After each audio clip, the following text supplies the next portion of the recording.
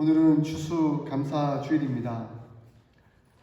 올 한 해 하나님께서 우리에게 어떤 은혜, 어떤 복을 베풀어 주셨는지 하는 것을 기억하고 기념하며 감사한 날이기도 합니다. 이제 한 달 정도 남은 시점에서 우리가 이 한 달 동안, 이 한 해 동안 하나님 앞에서 어떤 열매를 맺어왔는가, 어떤 고백을 드릴 수 있을까 하는 것들을 돌아보게 됩니다. 근데 무엇보다도 기쁘고 감사한 것은 하나님 나라가 우리에게 왔다는 거죠. 않습니까? 할렐루야! 하나님 나라가 임하였습니다. 하나님 나라가 임함으로 예수님이 우리의 왕이 되셨습니다. 우리의 주가 되셨습니다. 그것이 가장 기쁜 일이고 가장 감사한 일이죠. 그러므로 이제 우리는 하나님 나라의 백성이 되었습니다. 하나님 나라에 소속된 하나님의 시민으로서 살아가고 있습니다. 하나님은 하나님의 백성된 자들에게 이제 너희가 하나님의 자녀가 되었으니, 예수 그리스도의 제자가 되었으니 그에 합당한 열매를 맺고 그것으로 인해 기뻐하고 즐거워하고 은혜 속에 살라라고 말씀하고 있습니다. 그것이 하나님의 통치 원리입니다. 예수 그리스도께서 다스리는 그곳에는 하나님이 기뻐하시는 은혜의 삶, 성령이 충만한 그 삶이 드러나는 것이죠. 성령이 충만한 그 삶이 결국은 열매를 맺는 삶이지 않습니까? 오직 성령의 열매는 사랑과 희락과 화평과 오래 참음과 자비와 양선과 충성과 온유와 절제, 이와 같은 열매들을 맺게 됩니다. 이러한 열매가 오늘 예수님께서 말씀해 주신 팔복과 관련이 있습니다. 왜냐하면 그것은 하나님의 나라를 살아가는 하나님의 백성들이 맺는 성품이기 때문에 그렇습니다. 성령의 열매, 예수 그리스도의 제자된 자들의 성품이, 인격이 그 속에 녹아져 있기 때문에 그렇습니다. 그럼 우리는 8가지의 복을 늘 기억할 수 있었으면 좋겠습니다. 지난주에 우리가 첫 번째부터 4번째까지를 살펴봤습니다. 오늘은 5번째부터 8번째까지를 살펴보려고 합니다. 주보의 신앙교육란 보이시죠? 팔복 기도문 적어두었습니다. 8가지가 뭔지 다시 한번 되새기는 의미에서 우리 한번 같이 한번 읽어볼까요? 기도하는 마음으로, 하나님 앞에 요청하는 마음으로 같이 한번 읽어보도록 하겠습니다. 심령이 가난한 자가 되게 하소서. 애통하는 자가 되게 하소서. 온유한 자가 되게 하소서.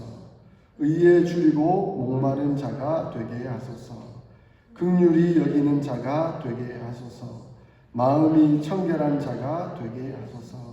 화평하게 하는 자가 되게 하소서. 의를 위하여 박해를 받는 자가 되게 하소서. 아멘. 아멘.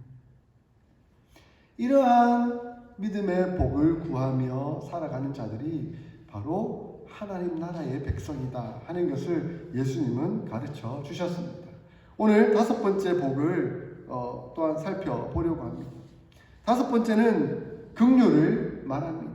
긍휼이란 궁핍한 자를 불쌍히 여기는 마음을 의미합니다. 긍휼이란 말을 고통을 당하고 불행하며 비탄에 빠져 있는 사람들을 보면서 구제를 베풀고 치료하며 돕는 마음을 말하는 것이죠. 예수님은 이 긍휼의 마음이 무엇인가 하는 것을 구체적인 예를 통해서 설명해 주셨습니다. 선한 사마리아인 비유입니다. 어떤 사람이 예루살렘에서 여리고로 내려가다가 강도를 만났습니다. 옷은 벗겨지고 모든 것은 다 빼앗겼습니다. 폭력을 당해서 거진 죽음받은 상태에 빠졌습니다. 그런데 그 사람 주위에 제사장이 지나갔습니다. 그런데 제사장은 하나님의 말씀을 너무 잘 아는 사람이죠. 늘 하나님의 말씀에 입각했던 사람입니다. 근데 그 제사장은 본체만체 슬 피해서 가버렸습니다. 그 다음 사람은 레위 사람이 지나갔습니다. 레위 사람도 하나님의 말씀을 너무 잘 아는 사람이었고 하나님 제사를 맡은 사람이었습니다. 하나님과 사람들 간의 화해를 일으키는 그 역할을 하는 사람이 레위인이었습니다. 그런데 그 레위인조차도 그 고통당한 강도 만난 사람을 피해 그냥 다른 길로 가 버리고 말았습니다. 그런데 이제 사마리아인이 그 옆을 지나갔습니다. 사마리아인들은 유대인들이 너무너무 싫어하는 사람들이에요. 불가촉천민? 예. 그들도 보기도 원치 않고 마주치기도 원치 않고 접촉되기를 너무너무 꺼려하는 그런 사람이죠.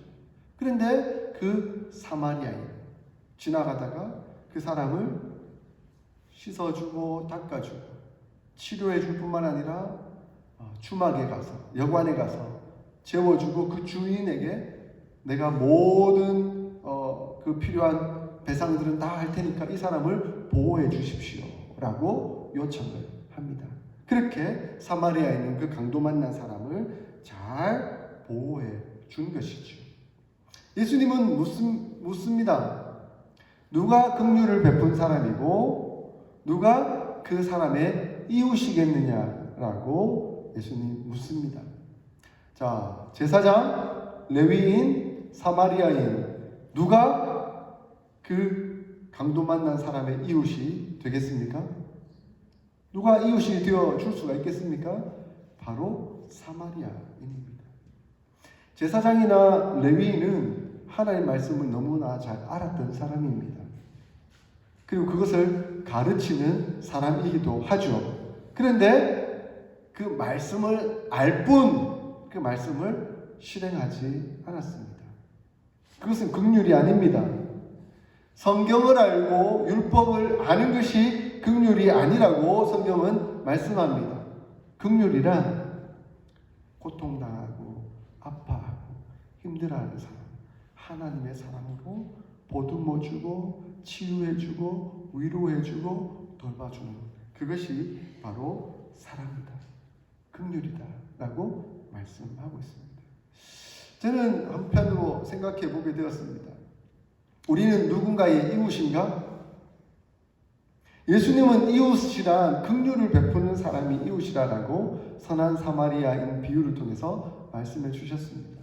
근데 우리는 우리 이웃들, 우리 주변에서 고통당하고 어려움 당한 사람들을 외면하고 살아가고 있지는 않는지 생각해 보게 됩니다. 그들을 외면하고 살아가고 있다면 우리는 여기서 제사장이나 레위인과 별반 다를 것이 없는 사람들의 모습인 것이죠. 하나님의 사랑을 받았다, 하나님의 긍휼을 입었다, 하나님의 은혜를 경험하며 살아간다라고 말하지만 전혀 그 긍휼을 베풀려고 하지 않는 사람과 같다는 것이죠. 하나님은 긍휼이 많으신 분입니다.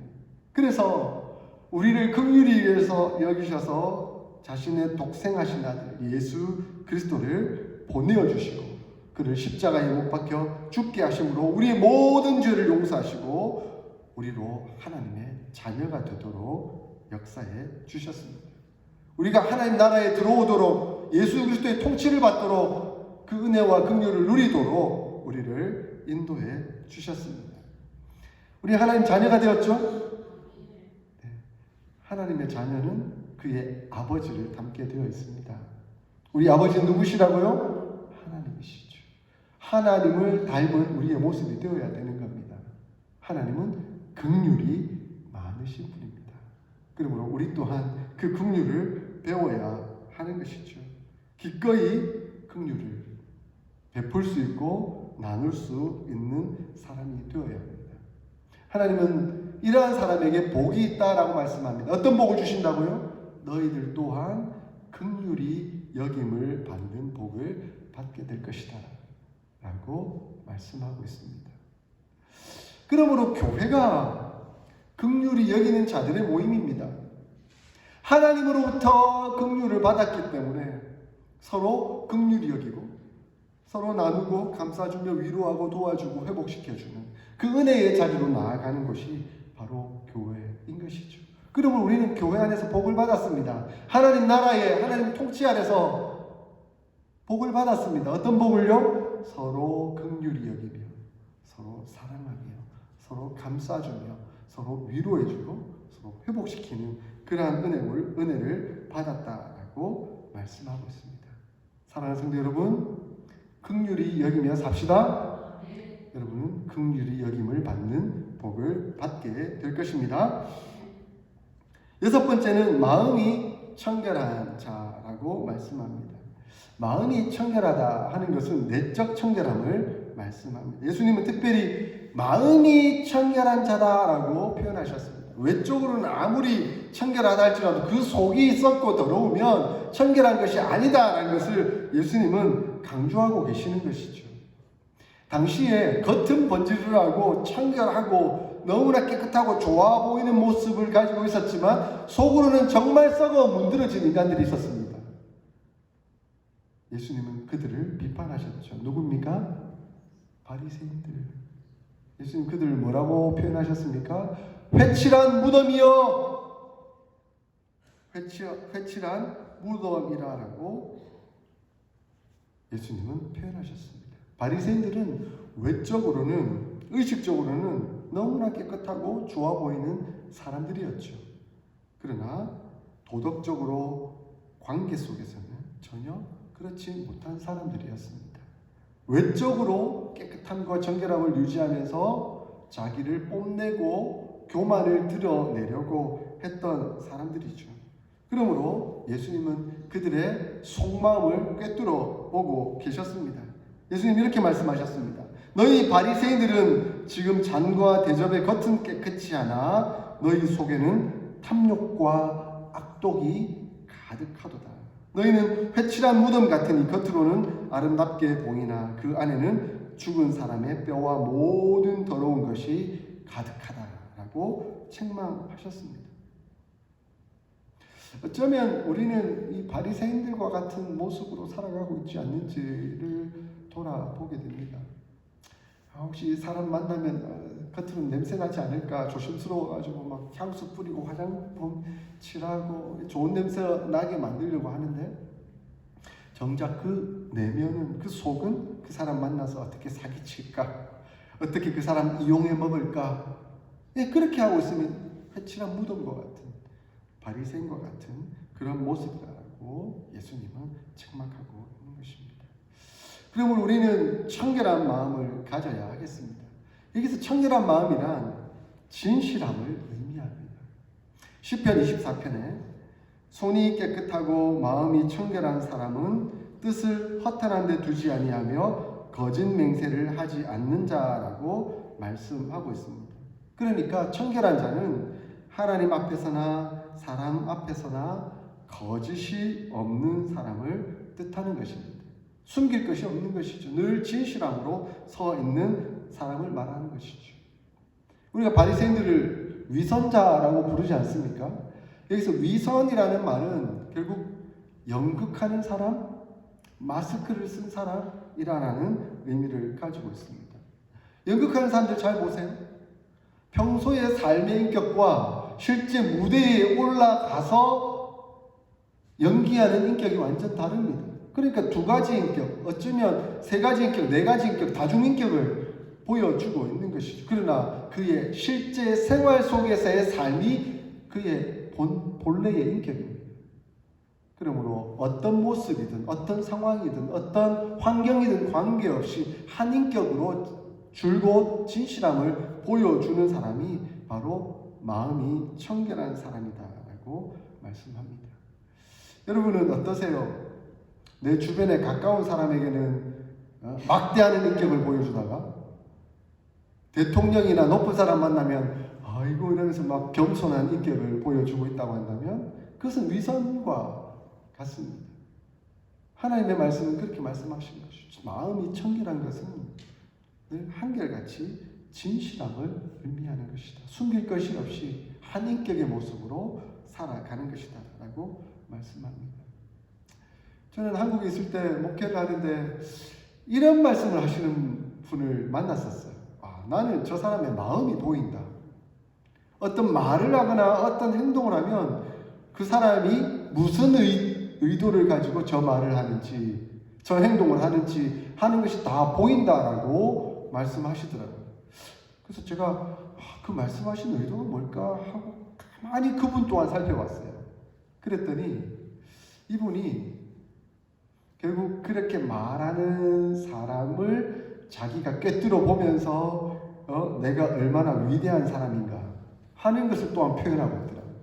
그러니까 그 표현을 보면서 저는 또한 그분을 곁들어 보여지더라고요. 아, 저분은 저렇게 말하면서 결국 자기가 뭐 영적으로 탁월하다, 뭐 대단하다, 그 모습을 보여주고 있고 저 사람을 평가하고 있구나, 순수하게 보고 있지 않구나 하는 그 모습이 보여지더라고요. 물론 인생을 살면서 다양한 사람들을 경험하다 보면 그 사람 속마음이 보일 때가 있죠.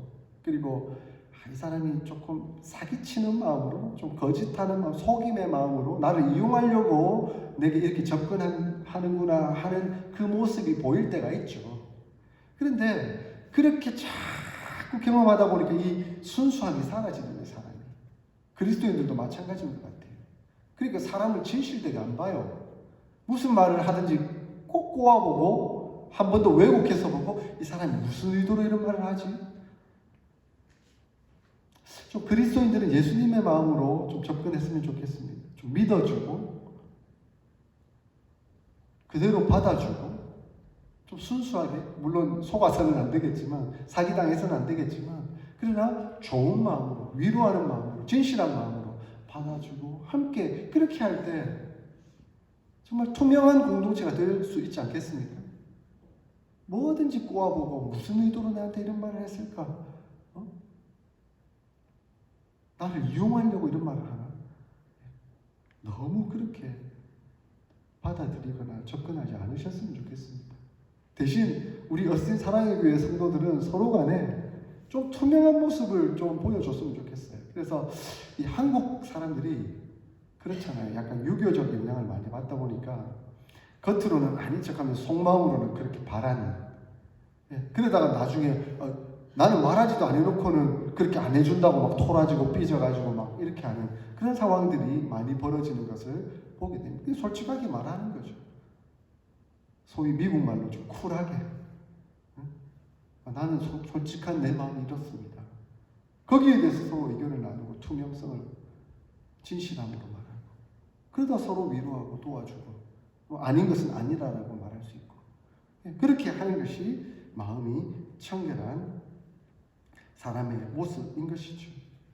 저는 우리 사랑하는 권사님, 장로님, 우리 집사님들을 보면서 이 노동 현장에서 얼마나 열심히 일하고 애쓰고 계시는가 하는 것을 볼 때 참 애잔한 마음이 들고, 또 우리 이렇게 연세가 있으심에도 불구하고 열심히 일하셔서 하나님 나라와 의를 위하여 그렇게 수고하시고 애쓰시는 모습을 보면 내가 얼마나 귀한지 모르겠습니다. 그런 모습을 볼 때마다 때로는 땀을 많이 흘리시면 또 이렇게 일을 하시다 보면 옷에 뭐가 묻기도 하고, 그래 그것 때문에 냄새가 나기도 하고, 그런 상황들이 발생하는 거죠. 그러나 한결같이 외적인 모습이 아니라 그 속마음은 하나님 앞에서 얼마나 정결하고 순결하고 청결하게 진실하게 살아가려고 하시는가, 그 마음이 보여서 참 죄송하기도 하고 감사하기도 하고 그런 마음이 듭니다. 하나님은 우리 사랑하는 장로님, 권사님, 우리 집사님들을 참 귀하게 보실 것 같아요.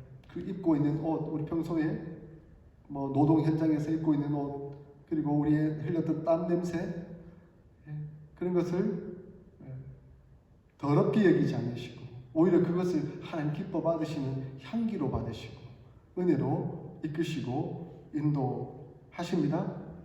저는 그것이 너무나 기쁘고 너무 감사합니다. 말씀을 준비하면서 이렇게 참 은혜로 한결같이 살아가시는 것을 보니까, 이러한 자들에게는 어떤 복이 있다라고 말씀합니까? 마음이 청결한 사람은 하나님을 보게 될 것이다. 하나님을 만나게 될 것이다. 왜? 꼬아보지 않으니까요. 진실함으로 보니까요. 투명성으로 보니까요. 꼬아보고 뭔가 의도를 가지고 보면 늘 눈앞에, 영적인 눈앞에 담이 막히는 거죠. 그러나 한결같이 진실함으로, 청결함으로 보면 하나님이 보입니다.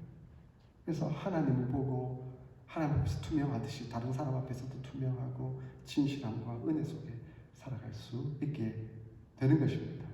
사랑하는 성도 여러분, 여러분은 마음이 청결한 사람이죠? 하나님을 보는 분들이십니다. 그렇게 우리가 이 자리에 모여있고 하나님의 은혜를 누려가고 있습니다. 7번째, 화평케 하는 자는 복이 있다라고 선언하십니다. 화평한 것은 결국 진실함에서부터 시작한다라고 말씀드릴 수가 있습니다. 화평은 마음이 청결한 자로부터 나오는 것입니다. 왜냐하면 마음이 청결하지 않고서는 뭔가 담을 쌓고 꼬아보고 의심을 가지고 보면 서로 화평할 수가 없기 때문에 그렇습니다. 그래서 투명함으로 청결함으로 나오면 너의 속마음이 그랬구나, 너의 아픔이 그것이구나, 서로 위로하고 도와주는 마음이 생기기 때문에 화해하고 화평을 이루게 되는 것이죠.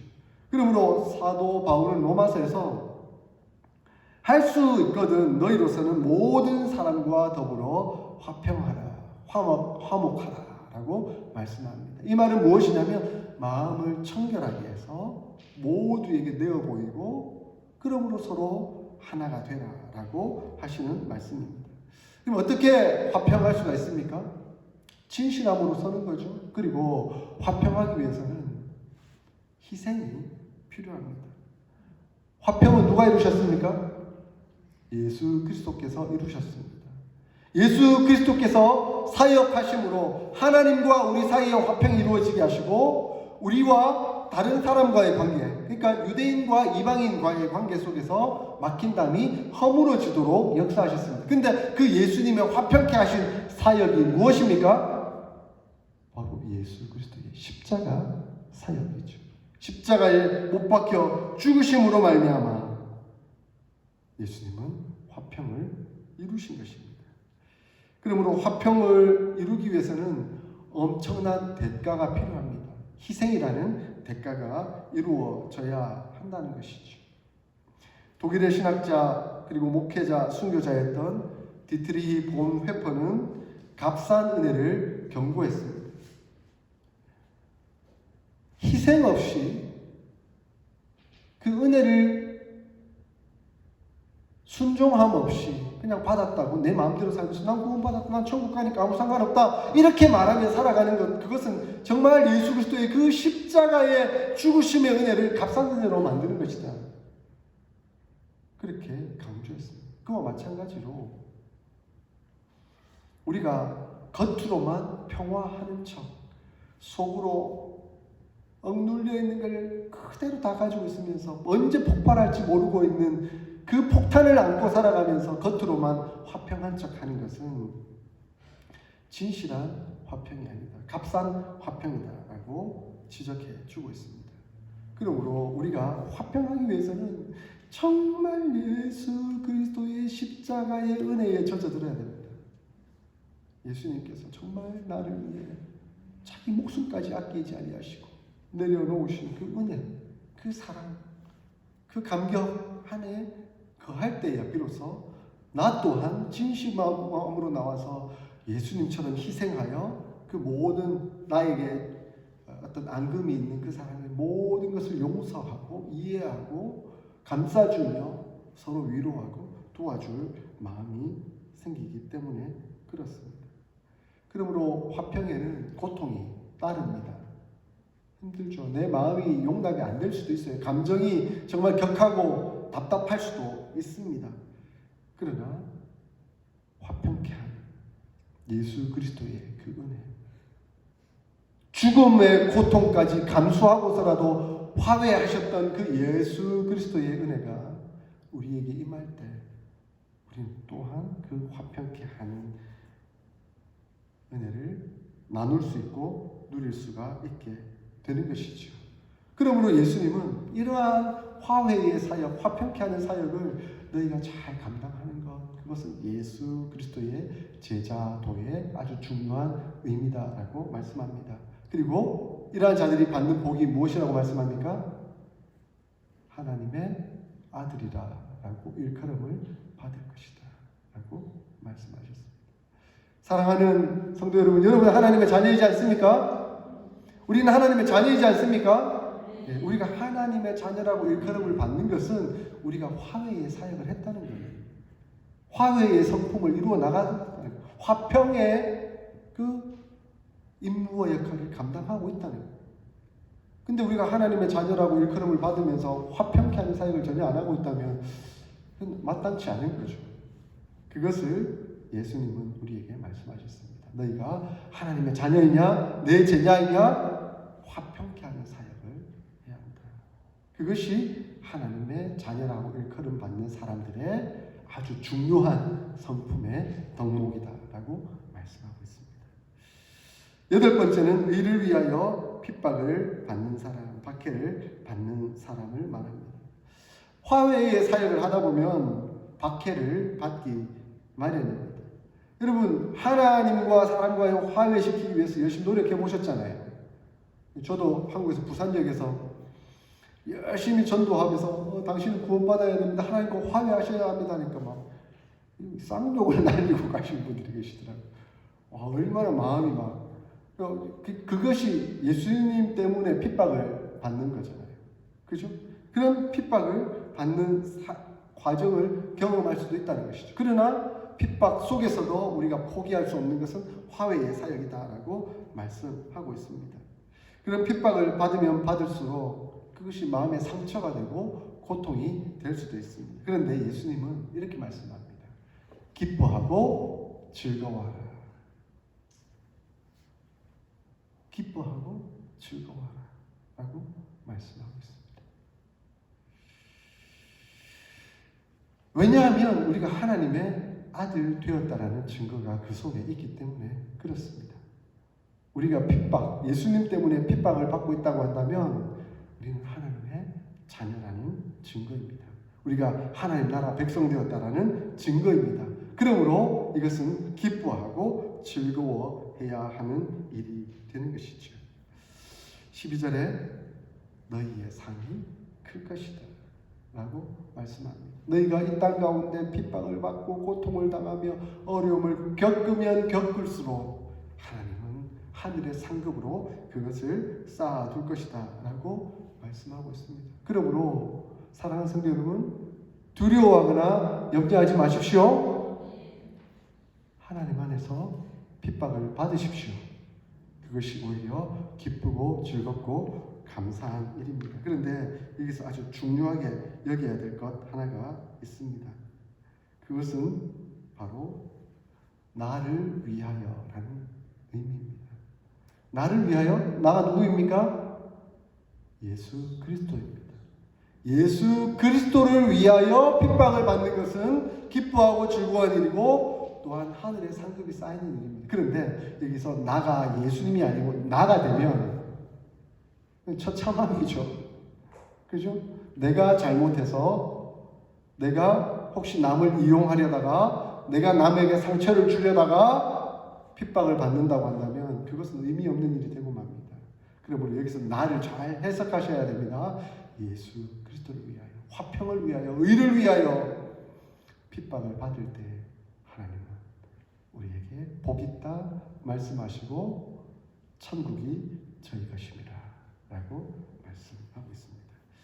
사랑하는 성도 여러분, 오늘은 추수감사주일입니다.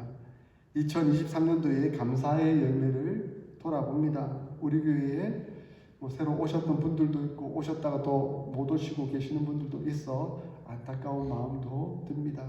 그래서 말씀을 준비하면서 원래 새로 오셨던 분들이 누가 있을까라고 쭉 돌아보며 기억해 보기도 했고, 여전히 우리 멤버로 우리 공동체 일원으로 함께 이렇게 서로 기도하고 나누며 은혜를 누리는 분들 얼마나 감사한가.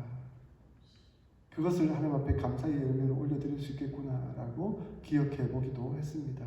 근데 또 한 가지 중요한 것, 우리의 인격이 성숙해서 성령의 열매를, 이 팔복의 그 아름다운 열매를 하나님 앞에 바쳐드릴 수 있다고 한다면 그것 또한 얼마나 감사 제목일까 생각이 들었습니다. 예수님이 이루셨던 인격적인 열매와 사역적인 열매, 그것을 우리가 함께 맺어서 이 추수감사절에 하나님 앞에 기뻐하며 감사하며 함께 올려드릴 수 있었으면 참 좋겠습니다. 그러므로 하나님의 열매를 함께 맺어 나가는 저와 여러분들이 다 될 수 있기를 주의 이름으로 축원드립니다. 아멘. 조용히 눈을 감고 한번 결단의 기도를 하나님 앞에 올려드렸으면 좋겠습니다. 하나님께서 8가지 복을 우리에게 말씀해 주셨습니다. 심령이 가난한 자, 애통하는 자, 온유한 자, 의에 줄이고 목마른 자, 긍휼히 여기는 자, 마음이 청결한 자, 화평하게 하는 자, 의를 위하여 박해를 받는 자. 하나님, 이 8가지 팔복의 의미들을 우리가 살펴보았습니다. 이 복이 내게 임하게 하여 주시옵소서. 이 복을 받고 예수 그리스도의 인격 성품을 드러내고 그 열매를 하나님 앞에 올려드리는 추수감사주일 의미가 되게 하시고, 내년에는 더 풍성한 그 열매를 맺어 하나님 앞에 올려드리는 저희의 삶이 되게 하여 주시옵소서. 우리 함께 이 기도 제목 올려드리며 결단하는 기도하겠습니다. 하나님 아버지,